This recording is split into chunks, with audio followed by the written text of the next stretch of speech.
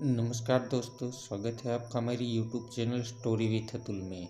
शुरू करते ही अनिल मोहन जी द्वारा लिखा गया उपन्यास डकैती का अलार्म। कल हम एक छोटी सी मीटिंग रखेंगे, उन सब बातों की मीटिंग जो डकैती में हमारे साथ होंगे। सोनिया और मोहन भोसले उस मीटिंग में नहीं होंगे क्योंकि उनका काम दूसरे ढंग का है, उन्होंने अलग से काम करना है। तो कल मीटिंग में उन लोगों को प्लानिंग के बारे में कुछ बताया जाएगा? कुछ नहीं बताया जाएगा, देवराज चौहान बोला। हम सब साथ काम करने वाले हैं। ये मीटिंग इसलिए होगी कि हम एक दूसरे को पहचान ले। एक बार सबको इकट्ठा करना बेहतर रहेगा। मीटिंग वही रखनी है ना जो जगह हमने पहले ही सेट कर रखी है? जगमोहन ने देवराज चौहान को पूछा। हाँ, वहीं पर। अगले दिन सुबह को 11:30 बजे ये समंदर का ऐसा वीरान किनारा था जहाँ कोई नहीं आता था। पेड़ और झाड़ियाँ आसपास खड़ी नजर आ रही थी। पैरों के नीचे रेत थी। सामने दूर तक फैला नीला सफेद समंदर नजर आ रहा था, जो कि इस वक्त शांत सा था। सूर्य की धूप में चमकता समंदर का पानी कभी कभार आंखों को चौंधिया देता था। इस वक्त समंदर में कोई जहाज या बोट नजर नहीं आ रही थी। मौसम में नमी थी। देवराज चौहान और जगमोहन यहाँ 10:30 बजे ही पहुँच गए थे। तब वहाँ कोई नहीं था। जगमोहन ने कल ही सबको फोन करके जगह बताकर 11 बजे पहुँचने को कहा था। 11:15 पर सबसे पहले काका मेहर वहाँ पहुँचा। उसके 5 मिनट बाद ही रवीना आ गई। ललित कालिया और प्रताप भोंसले ने लगभग एक साथ ही 11:10 पर पहुँचे थे। 11:25 पर जेकी पहुँचा था। 11:30 तक सब आ चुके थे। वे कुल 5 थे। जगमोहन ने उन्हें देवराज चौहान का परिचय दिया। वे सब देवराज चौहान से खुशी और उत्साह से मिले। मैंने तुम्हें एक बार लेख लिखा था अखबार में, क्या खूब हो तुम तो। देवराज चौहान बोला। चुप रहो, ऐसा कुछ मत कहो कि जिससे तुम्हारी पहचान जाहिर हो। देवराज चौहान ने सब पर नजर मारकर कहा। हम लोग एक साथ एक काम करने वाले हैं, उसी के लिए इकट्ठे हुए हैं। उसके बाद सबको अलग अलग हो जाना है। ऐसे में अपने नाम के अलावा दूसरों को अपनी पहचान न बताए, इसी में सबका भविष्य सुरक्षित रहेगा। काका मेहर और जेकी बार बार एक दूसरे को देख रहे थे, जैसे वे आपस में एक दूसरे को कुछ कहना चाहते हो। उनके चेहरे से लग रहा था कि वे एक दूसरे को अच्छी तरह जानते हैं। मैंने तुम्हारे बारे में बहुत कुछ सुन रखा है, ललित कालिया ने कहा। मुझे यकीन है कि तुम हम सबको करोड़ों की दौलत दिलवा दोगे। इतना पैसा आ जाने पर हमारी जिंदगी बन जाएगी। मुझे पैसे की बहुत ज़रूरत है, प्रताप भोंसले ने कह उठा। इस डकैती में उन्हीं लोगों को इकट्ठा किया गया है जिन्हें पैसे की सख्त ज़रूरत है, देवराज चौहान बोला। ऐसा इसलिए किया गया है कि तुम लोग भी मेरे साथ इस काम में भरपूर मेहनत करो कि पैसा मिलने वाला है। हम पूरी मेहनत करेंगे, काका मेहर बोला, लेकिन 100% ये सोचकर भी मत चलो कि डकैती सफल होगी और पैसा। परंतु तुम्हारी तो हर डकैती सफल रही है, रवीना कह उठी। ये तुमने गलत सुना है, मुझे एक पुलिस वाले ने बताया था। लेख के सिलसिले में मैंने तुम्हारे बारे में जानकारी इकट्ठा की थी। उस पुलिस वाले ने कहा, डकैती मास्टर देवराज चौहान अपनी हर डकैती में सफल रहा है। रवीना ने तुरंत कहा। मेरे बारे में मुझसे ज़्यादा कोई दूसरा नहीं जान सकता है। तो क्या तुम असफल भी रहे? कई बार मेरे हाथ कुछ भी नहीं लगा, लेकिन ये बात पुलिस नहीं जान सकती। मुझे इस बात की गारंटी मत समझो कि जिस काम को मैं कर रहा हूँ वो सफल ही होगा। कभी कभी अचानक ये हालात बदल जाते हैं। कुछ भी गड़बड़ हो जाती है कि आंखों के सामने से दौलत दूर चली जाती है। हम सब मिलकर एक नई कोशिश करने जा रहे हैं। इस काम में हमें पूरी मेहनत करनी है। आशा तो है कि हम सफल होंगे, देवराज चौहान ने कहा। तुम तो हमारी तरह साधारण से इंसान हो, जेकी कह उठा। देवराज चौहान मुस्कुरा पड़ा। जगमोहन भी मुस्कुराया। मैं तुम लोगों की तरह ही साधारण इंसान हूँ। मुझ में कुछ भी खास नहीं है। मेरे काम ने मुझे कुछ खास बना दिया है। पुलिस मेरे बारे में बोलती है, अखबार वाले लिखते हैं, कभी कभी टीवी न्यूज़ पर भी मेरे बारे में कुछ कह दिया जाता है, परंतु मैं बेहद साधारण इंसान हूँ। देवराज चौहान बोला, मैंने आज की छोटी सी मीटिंग रखी कि हम सब एक दूसरे को देख पहचान ले। उसके बाद हम एक साथ तभी मिलेंगे जब काम करना होगा। मेरे ख्याल में हम में कुछ लोग कम है। प्रताप भोंसले का इशारा मोहन और सोनिया की तरफ था। उसकी बात समझकर देवराज चौहान बोला, हम सबको एक साथ काम करना है। दूसरे लोगों को काम तो करना है, परंतु हमारे साथ नहीं। प्रताप भोंसले ने कुछ नहीं कहा, परंतु ललित कालिया बोला, हमारे अलावा और भी लोग हैं इस काम में? हाँ, डकैती क्या करनी है? जैकी ने पूछा। उस बारे में हमें बताओ। देवराज चौहान ने सिगरेट सुलगाकर सबको टोका। मेरे ख्याल में तुम सभी डकैती के बारे में जानना चाहते होंगे। हाँ, ललित कालिया कह उठा। अभी डकैती के बारे में किसी को कुछ नहीं बताया जाएगा। क्यों? प्रताप भोंसले ने पूछा। जब डकैती करने का वक्त नजीक आ चुका होगा तभी इस बारे में बताया जाएगा। वो वक्त कब आएगा? काका मेहर ने पूछा। कुछ दिन बाद। तुमने वो दिन तय कर रखा है? हाँ, इतना तो बता ही सकते हो कि डकैती कितनी बड़ी होगी, काका मेहर ने पूछा। इससे किसी को कोई मतलब नहीं। डकैती सफल रही तो सबको उतनी ही रकम मिलेगी जो कही गई है। हमारे अलावा कितने लोग हैं जो ये काम कर रहे हैं? काका मेहर ने पूछना चाहा। सिर्फ इतनी ही बात पूछो जो तुम्हारे काम की हो। डकैती कहाँ होगी, किस दिन होगी या कितने लोग इसमें शामिल है, ये सब बातें ज़रूरत के हिसाब से वक्त आने पर बताई जाएगी, देवराज चौहान ने कहा। कम से कम हमें यह तो पता चले कि हमें काम क्या करना है डकैती में। कह चुका हूँ, जिस बात का वक्त आता जाएगा वो बात बताई जाती रहेगी, देवराज चौहान ने कस लिया। तुम लोगों से काम लेना हमारा काम है। जब तक डकैती नहीं होती तब तक सबको संभल कर रहना है। किसी भी चक्कर में नहीं फंसना और खुद को फुर्सत में रखना। आने वाले दिनों में कभी भी मेरा फ़ोन आ सकता है। ये बात किसी के मुंह से नहीं निकलनी चाहिए कि तुम लोग क्या करने वाले हो। सबकी निगाह देवराज चौहान पर थी। तुम सब लोगों को पैसे की ज़रूरत है। पैसा तभी आ सकता है जब सब काम ठीक से किए जाए। जो मौका तुम सबको मिल रहा है ऐसा मौका बार बार नहीं मिलता।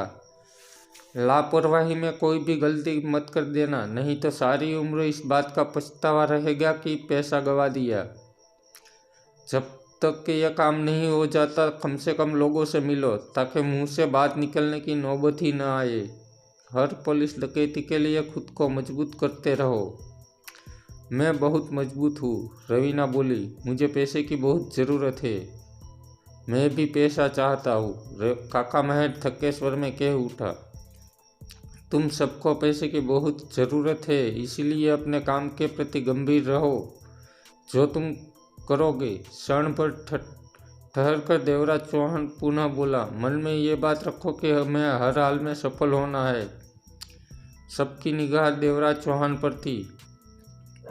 डकैती के वक्त कोई भी अपने पास हथियार नहीं रखेगा। मैं कोई खून खराबा नहीं चाहता। ये क्या कह रहे हो? प्रताप कह उठा। हथियार रखना तो बहुत ज़रूरी होगा। तुमने सुना नहीं कि मैं कोई खून खराबा नहीं चाहता? वो तो मैं समझ गया, परंतु हथियार तो अपनी सुरक्षा के लिए रखना होता है, किसी की जान लेने के लिए नहीं। हथियार तुम्हारे पास हो तो हालत बिगड़ जाने पर तुम क्या करोगे? देवराज चौहान ने पूछा। प्रताप भोंसले ने होठ भींच लिए। जाहिर है कि हालत बिगड़ने पर तुम सामने वाले पर गोली चलाओगे और खून खराबा शुरू हो जाएगा। तो जहाँ पर डकैती करनी है वहाँ पर और लोग भी होंगे? जैकी ने पूछा। हाँ, वहाँ हथियारबंद लोग होंगे, पब्लिक होगी, परंतु हम हथियार इस्तेमाल नहीं करेंगे। अगर हम फंस गए तो? ललित कालिया ने पूछा। इस स्थिति आने पर हमारे कुछ साथी हमें वहां से निकाल ले जाने की कोशिश करेंगे, देवराज चौहान ने कहा। तुमने इस बात का इंतजाम कर रखा है? रवीना ने पूछा। हाँ, अगर वो भी हमें न बचा सके तो? काका महर ने देवराज चौहान से पूछा। तो हम कानून के शिकंजे में होंगे, देवराज चौहान ने शांत स्वर में कहा। एकाएक वहां चुप्पी छा गई। कोई गारंटी नहीं है कि डकैती सफल ही हो, तब वह कुछ भी हो सकता है, देवराज चौहान ने गंभीर स्वर में कहा। मुझे तुम पर पूरा भरोसा है, मैं तुम्हारे साथ हूँ, रवीना कह उठी। मुझे भी तुम पर भरोसा है, प्रताप भोंसले बोला। जो भी हो मैं तुम्हारे साथ डकैती करूंगा, काका मेहर बोला। मेरे पास और कोई रास्ता नहीं है। ललित कालिया ने मुस्कुराकर अपना हाथ ऊपर उठा दिया। मैं देवराज चौहान के साथ हूँ, जेकी भी कह उठा। तुम लोगों का भरोसा ही तुम लोगों को पैसे वाला बना देगा। हम सफल होने के लिए कोशिश कर रहे हैं। हमेशा ही कोई भी काम हो, काम करने की कोशिश की जाती है। यह तो बाद में पता चलता है कि काम किस हद तक पूरा हुआ। काम करने वाले को अपने पर भरोसा जरूर होना चाहिए, तभी काम पूरा होता है, देवराज चौहान ने कहा। अब हम बातचीत यहीं पर ख़त्म करते हैं। मेरे फ़ोन का इंतज़ार करना, कुछ दिन बाद सबको फ़ोन आएगा। अब तुम लोग एक एक करके जैसे आए थे वैसे ही एक एक करके यहाँ से निकलना शुरू कर दो। ललित कालिया वहाँ से चला गया। 5 मिनट बाद प्रताप भोंसले गया। कुछ देर बाद रवीना चली गई। काका मेहर जेकी के पास पहुंचा। जेकी भी उसे ही देख रहा था। कैसे हो जेकी? काका मेहर ने मुस्कुराने की चेष्टा की। तुम्हें पता ही है मेरा हाल, जेकी ने गहरी सांस ली। काका महर ने देवराज चौहान और जगमोहन को देखकर कहा। हम दोनों पहले से एक दूसरे को अच्छी तरह से जानते हैं। ऐतराज न हो तो हम साथ साथ ही यहाँ से जाइए। जैसी तुम दोनों की मर्जी, देवराज चौहान ने कहा और जगमोहन के साथ वहाँ से आगे बढ़ गया। काका महल ने जेकी से कहा, चलते हैं, तुम्हारी कार किस तरफ खड़ी है? दोनों आगे बढ़ गए। मेरे पास कार नहीं है, जेकी ने कहा। मैं टैक्सी में आया था। अभी तो मेरे पास कार है, जहाँ कहोगे वही छोड़ दूंगा। मैंने सुना था कि काका मेहर बर्बाद हो गया, जेकी बोला। हाँ, तुमने ठीक ही सुना। वो भी क्या दिन थे। तुम और मैं बुलंदी पर थे। तुमने मेरी 3 फिल्मों में गीत गाए थे। काफ़ी हिट रही थी वे फिल्में। 2 फिल्मों के गाने बहुत पॉपुलर हो गए थे, जेकी मुस्कुराया। अब हम दोनों के हाल बहुत बुरे हैं। अब इंडस्ट्री में हमें काम नहीं देगी। मैंने तो बहुत नुकसान उठा लिया है, लेनदार पीछे है। मुझे हिट फिल्म की ज़रूरत है, काका मेहर गंभीर स्वर में कह रहा था। जेकी, हाँ, अगर डकैती सफल रही और मुझे पैसा मिल गया तो मैं छोटे बजट की हिट फिल्म बनाऊंगा। तुम्हारे बस में कहा है हिट फिल्म बनाना? यह तो पब्लिक बताएगी कि क्या हिट रहा। जो भी हो, मैं अच्छी फिल्म बनाऊंगा और तुम्हें गाने का चांस दूंगा। तुम मेरी फिल्म में अब गीत गाने में दिलचस्पी नहीं रही। दिल छोटा क्यों करते हो? मेरी फिल्म में तुम एक बार फिर हिट हो जाओगी, काका मेहर ने हाथ हिलाकर कहा। अब हिट होने की इच्छा नहीं रही। खैर छोड़ो, इस बारे में फिर बातें करेंगे। अभी तुम्हारा मन ठीक नहीं है। ललित कालिया बाहर मुख्य सड़क पर पहुंचकर पैदल ही सड़क के किनारे किनारे चलने लगा। वो टैक्सी में आया था। अपनी कार तो उसके पास थी नहीं। वड़ा पाव ही बेचने से फुर्सत नहीं मिलती थी कि तो कार की ज़रूरत भी नहीं थी। वो जानता था कि यहाँ से 3-4 किलोमीटर आगे जाकर ही टैक्सी मिल जाएगी। अभी तो 100-150 कदम ही आगे गया होगा कि तभी पीछे से आती कार पास में आकर रुकी। ललित कालिया ने ठिठक कार के भीतर देखा। प्रताप भोंसले ड्राइविंग सीट पर बैठा उसे देख रहा था। भीतर आ जाओ, प्रताप भोंसले ने कहा। देवराज चौहान ने मना किया है कि हम एक साथ न जाए, ललित कालिया बोला। मैं तुम्हें लिफ्ट दे रहा हूँ। ललित कालिया ने दरवाज़ा खोला और प्रताप भोंसले की बगल की सीट पर बैठकर दरवाज़ा बंद कर लिया। प्रताप भोंसले ने कार आगे बढ़ाई और ललित कालिया पर निगाह मारकर बोला, यह कार चोरी की है। चोरी की? ललित कालिया ने उसे देखा। हाँ, यहाँ तक आना था तो सड़क किनारे पार्क कर रखी कार उठा ली। मेरे लिए यह मामूली सी बात है, परंतु देवराज चौहान से मिलकर ये बात महसूस हुई कि मुझे ऐसा कोई उल्टा काम नहीं करना चाहिए। खामखा फंस गया तो डकैती के बाद मिलने वाली रकम से हाथ धो बैठूंगा।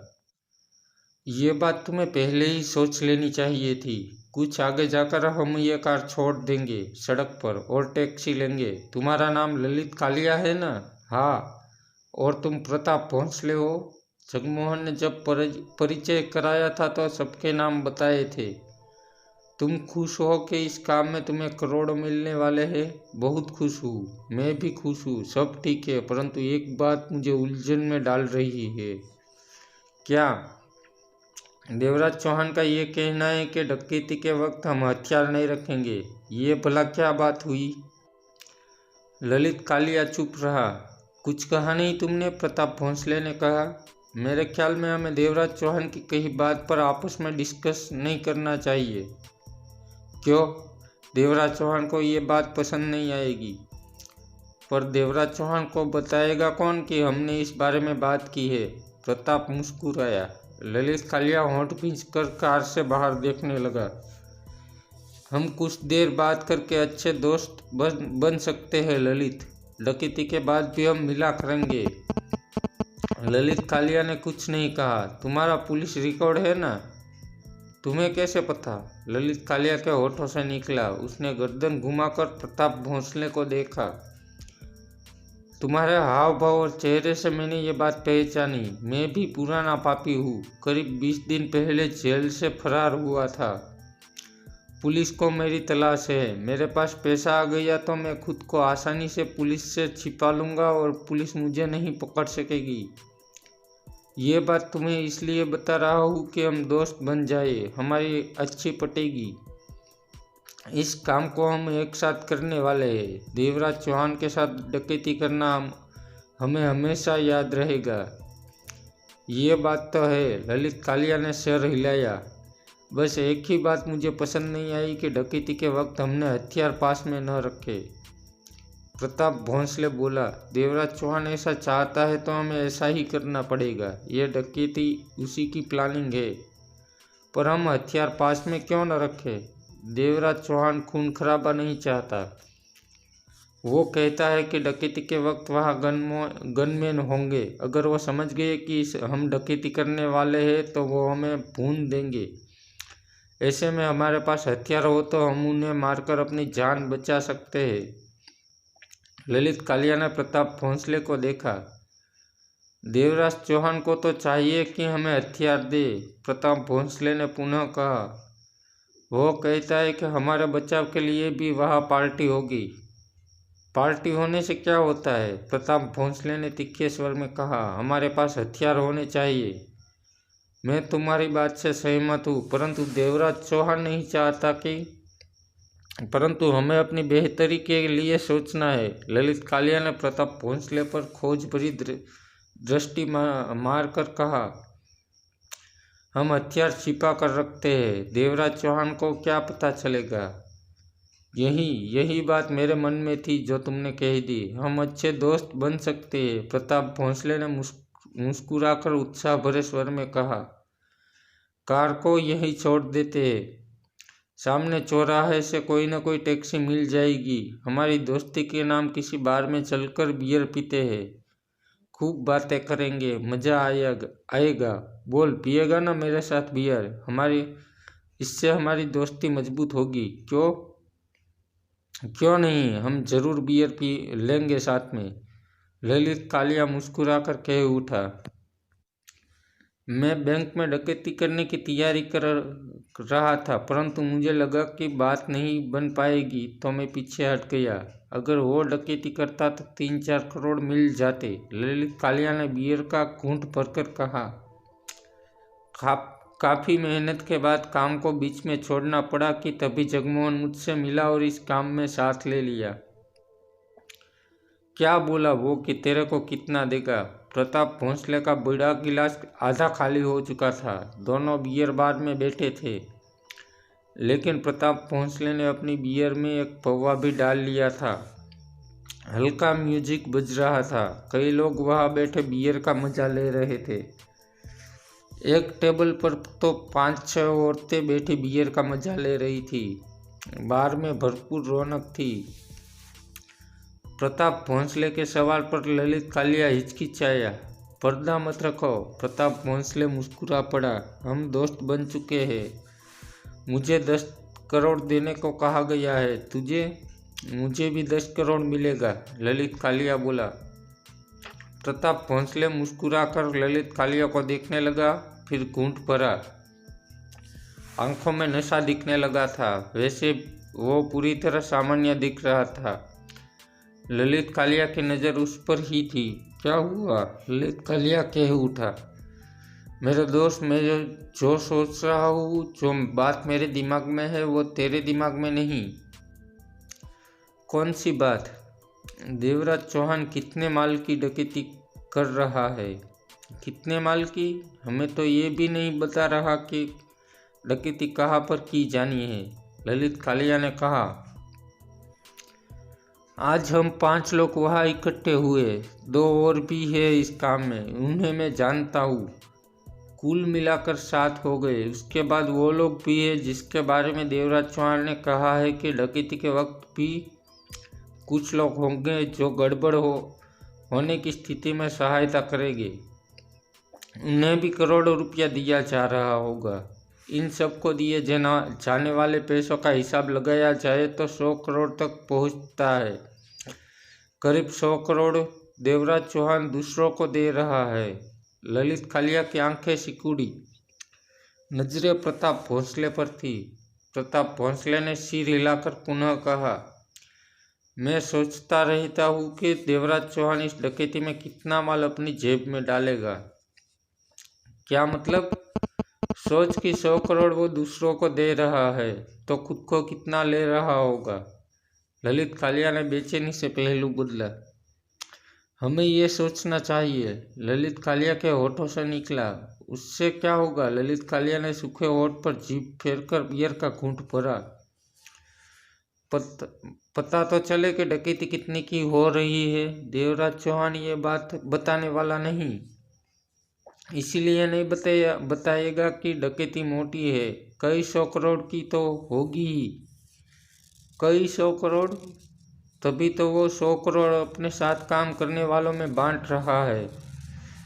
इन सब बातों से तुम्हारा मतलब क्या है? उन कई 100 करोड़ में हमारा बराबर हिस्सेदार होना। बराबर का हिस्सेदार? क्यों नहीं? जो काम देवराज चौहान करेगा वो हम भी करेंगे। जितना खतरा वो उठाएगा उतना हम भी उठाएंगे। लेकिन ये डकैती देवराज चौहान की है। ललित कालिया परेशान दिखा। तुम्हारा मतलब कि सारी तैयारी देवराज चौहान की है? हाँ, वही।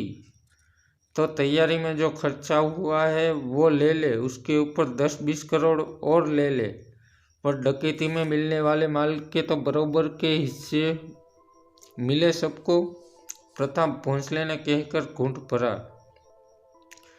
देवराज चौहान ये बात नहीं मानेगा। सही कहता है तू। वो क्यों मानेगा? प्रताप भोंसले मुस्कुराया। तेरी बात सही है कि हम सब बराबर का खतरा उठा रहे हैं, तो हिस्सा भी बराबर बंटना चाहिए। अपनी तैयारी का वो खर्चा ले सकता है, पर वो तो डकैती मास्टर देवराज चौहान है। हमें बराबर का क्या देगा? मुझे यकीन था कि मेरी बात तेरी समझ में आ जाएगी। वो आ गई, प्रताप भोंसले बोला। तेरी ये बात भी ठीक है कि देवराज चौहान हमें सारे माल में से बराबर का हिस्सा नहीं देगा, पर हमारा हिस्सा बनता है। वो देगा नहीं। प्रताप भोंसले ने ललित कालिया की आंखों में देखा।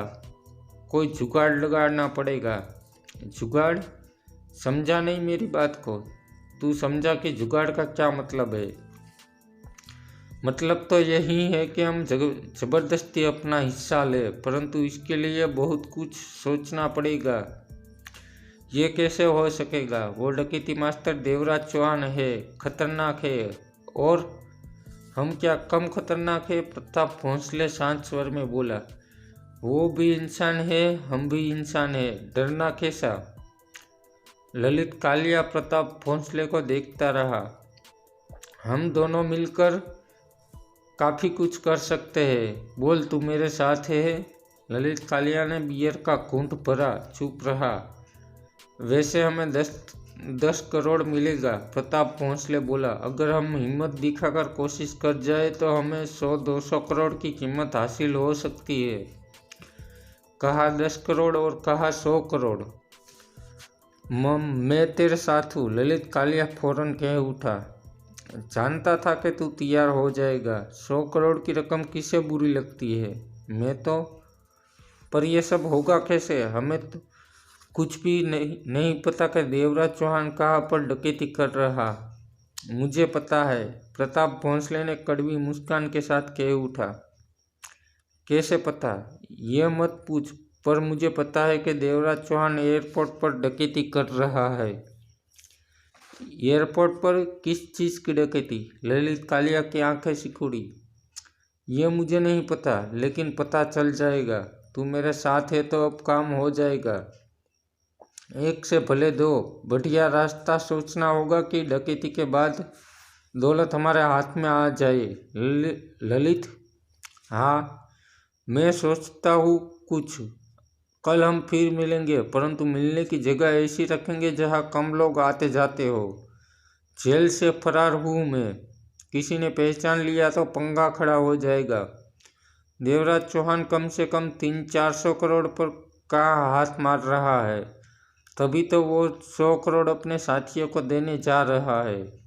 साले के हाथ पर ऐसा हाथ मारेंगे कि सारी दौलत हमारे हाथ आ जाए और हम उस दौलत को आधा आधा बांट लेंगे। कल फिर मिलेंगे दोस्त, आगे की बात करेंगे। अभी हमें कई बार मिलना होगा, खामोशी से अपनी तैयारी करनी होगी। तो दोस्तों, ये थी यहाँ तक की कहानी। आगे की कहानी जानने के लिए बने रहिए मेरे साथ। और हाँ, अगर आपको ये कहानी पसंद आ रही हो तो वीडियो को लाइक, शेयर और मेरी चैनल को सब्सक्राइब करना ना भूलें। धन्यवाद। नमस्कार।